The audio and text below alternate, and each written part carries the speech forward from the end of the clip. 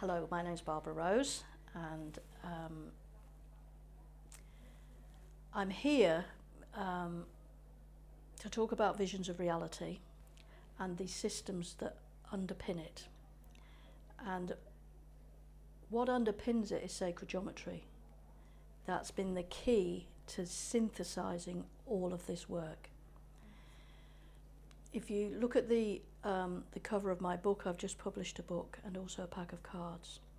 And the front cover of the book, which is what's displayed behind me, really sums up the whole of Visions of Reality and the whole synthesis of not only my life, but anybody else's. Because none of this work is about me. It's about, people ask me what my book is about, and I find it hard to answer that, but fundamentally it is about you. It is about the reader and empowering them to change their life. See, the subtitle of this is Art of Synthesis, and so I don't personally go along with guides or whatever. It's another I just see all of it as an aspect of consciousness. So the cosmos, even alien consciousness, is an aspect of myself. To me, there is nothing external, nothing external at all.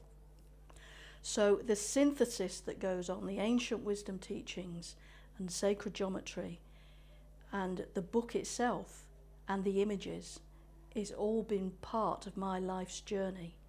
Not that I've had a goal in that, because I haven't. All I've done is walk my path.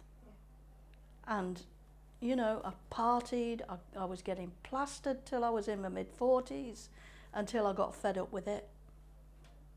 And, I was ill. I couldn't, you know, it'd take me 2 weeks to get over a night on the booze, really.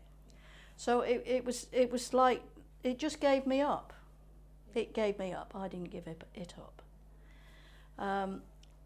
And these are very, very transformational times, where a lot of people are searching. Even people that have been doing this spiritual stuff for decades are finding there's something that's not quite there. The way I see it, everyday life is manic. And what these tools give is space. You can look at an image, you can look at a card or a seed thought or whatever, and for one moment in time, you connect with a higher aspect of yourself. And the more that happens, it's accumulative. This is what happens to me. I can just step into that way of being. Everybody knows about the chakras, don't they? So we all have these 7 energy centers, all in a nice little line up our physical body. So what I would like to see is to get away for a moment from that linear way of looking at things. And look at, if you just take one of these circles, just one, can you see that?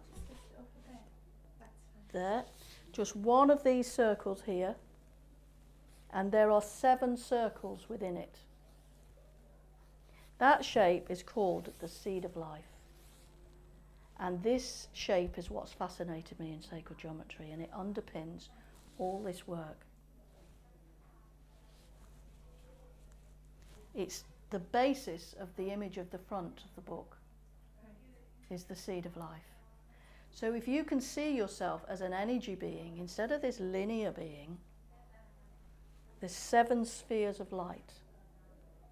And that's your inner energy being. And then that's encased within one circle. And that's you as an energy being, is a sphere, a circle. There's no personality, there's no story, there's no drama. That's all you are, is one sphere in a world that's full of 1,000,000 trillion spheres. So, I ask people saying, so what? So what? I am actually Jane, I am actually Barbara, and stuff goes on in my life. So what happens, we have a person and another person. And what happens most of the time is this. because we can't get through to each other. And each one is trying to convince or convert the other. This was the old age as well, the student-teacher relationship, where one gives their power over to the other. And that will go on. You may get one person that will stop playing the game and stop. But this person will still go round and round in circles and still try and do this. So how do we stop that? If you see, there's two circles here, interlocked, and in the middle is an eye. This is the geometric symbol for light. When two people or more come together like this, magic happens. And in order to do that, you have to let go. You have to open to receive, because if nobody opens to receive, there you go, there's one that opens to receive. Then that happens. And this, when this alignment, this art of synthesis comes in, every living being